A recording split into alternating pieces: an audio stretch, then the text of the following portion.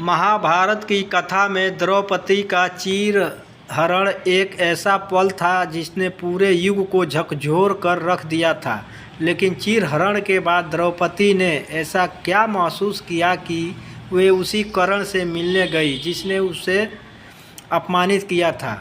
वही कर्ण जिसने अग्निसुता द्रौपदी को भरी कुरुराज सभा में वेश्या तक कह डाला था। इतना सब कुछ हो जाने के बाद भी आखिर द्रौपदी कर्ण से मिलने अकेले उसके शिविर में क्यों गई, जानने के लिए वीडियो को अंत तक जरूर देखें। कौरवों की कुरुराज सभा, जहां चारों तरफ सन्नाटा और मौन पसरा हुआ था, वो कुरुराज सभा जहां धर्मराज युधिष्ठिर ने द्रौपदी को दांव पर लगा दिया था, वहां ना तो कोई धर्म बचा था और ना ही कोई न्याय। वो कुरुराज सभा जहां एक नारी को भरी सभा में उसके चरित्र पर प्रश्न चिन्ह लगा कर उसे वस्तु बना दिया गया। क्या आप महसूस कर सकते हैं एक स्त्री के उस अपमान को, जब राजाओं और धर्मगुरुओं से भरी राजसभा में कोई उसकी रक्षा के लिए खड़ा नहीं हुआ। मित्रों, चीरहरण के समय जब द्रौपदी को घसीटकर कुरु राजसभा में लाया गया, उसके पांचों पति मौन थे। भीष्म मौन थे, गुरु द्रोण मौन थे, महाराज धृतराष्ट्र मौन थे, परंतु वहीं पर एक व्यक्ति था जो मौन नहीं था, जो आग में घी डालने का काम कर रहा था। वह था सूर्यपुत्र कर्ण। कर्ण ने न केवल द्रौपदी के 5 पतियों को नीचा दिखाया, बल्कि उसके वेश्या कहकर ऐसा अपमानित किया कि जिसे सहना किसी भी स्त्री के लिए कठिन था। इतना ही नहीं, जब दुशासन ने द्रौपदी के वस्त्र को खींचा तब भी कर्ण मौन रहा। वह हर पल दुशासन को उकसाता रहा। लेकिन वर्षों बाद जब महाभारत का युद्ध होना लगभग तय हो गया, अकल्पनीय घटना घटी। द्रौपदी ने स्वयं श्री कृष्ण से आग्रह कर एक बार कर्ण से अकेले मिलने की अनुमति मांगी। कृष्ण ने पहले उसे रोका और कहा, जिसने तुम्हें अपमानित किया उसके पास क्यों जाना चाहती हो? परंतु द्रौपदी ने कहा, हे माधव, मेरे हृदय में कुछ ऐसे प्रश्न हैं जिसके उत्तर सिर्फ कर्ण दे सकता है। मैं युद्ध से पहले अपने प्रश्नों के उत्तर कर्ण से चाहती हूँ। कृष्ण ने मुस्कुराते हुए द्रौपदी को कर्ण से मिलने की अनुमति दे दी, परंतु अर्जुन और युधिष्ठिर से यह बात छुपी रही। रात्रि का समय था। कर्ण अपने शिविर में विश्राम कर रहा था कि तभी कर्ण के द्वारपाल कर्ण से बताते हैं कि पांडवों की पत्नी द्रौपदी आपसे भेंट करने आई हैं। यह सुन कर्ण चौंक गया। कर्ण ने शिविर में प्रवेश कर चुकी द्रौपदी का स्वागत किया।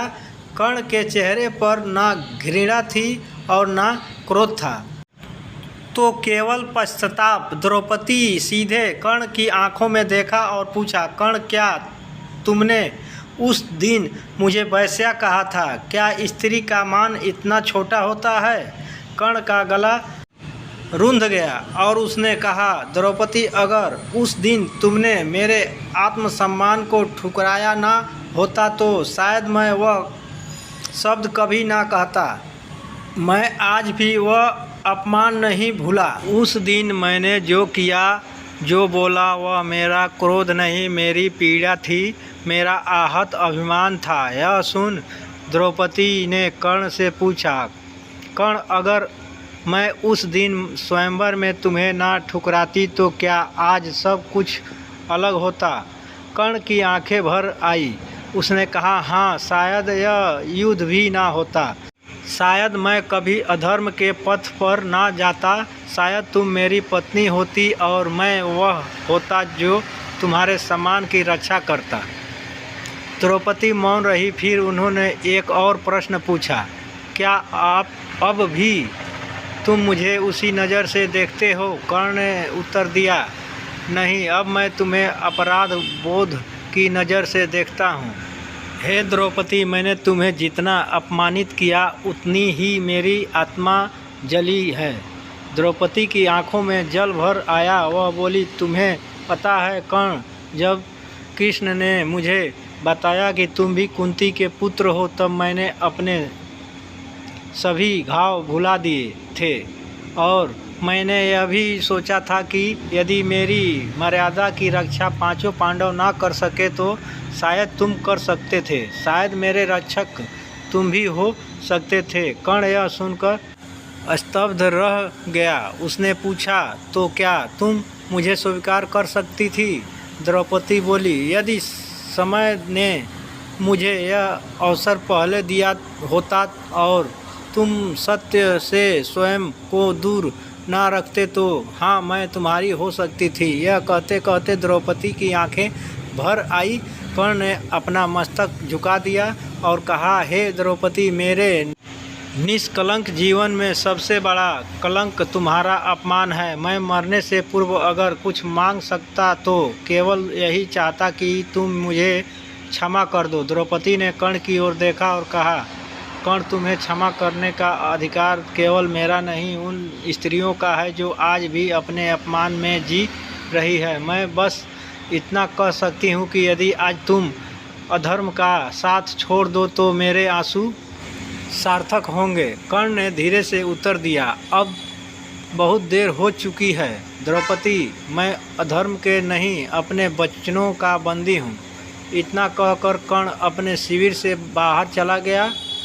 वह भेंट फिर कभी दोबारा नहीं हुई, परंतु उस भेंट ने कर्ण के अंतर्मन में ऐसा परिवर्तन किया कि युद्ध के अंतिम क्षणों में जब कर्ण मरणासन पर था, उसने श्री कृष्ण से केवल एक वर मांगा कि द्रौपदी के आंसू व्यर्थ न जाएं। तो मित्रों, आज का यह संवाद हमें बहुत बड़ी सीख देता है कि जहाँ एक स्त्री अपमान सहकर भी क्षमा कर सकती है, वहीं एक योद्धा अपने अंतिम समय में पश्चाताप के आंसू बहा सकता है।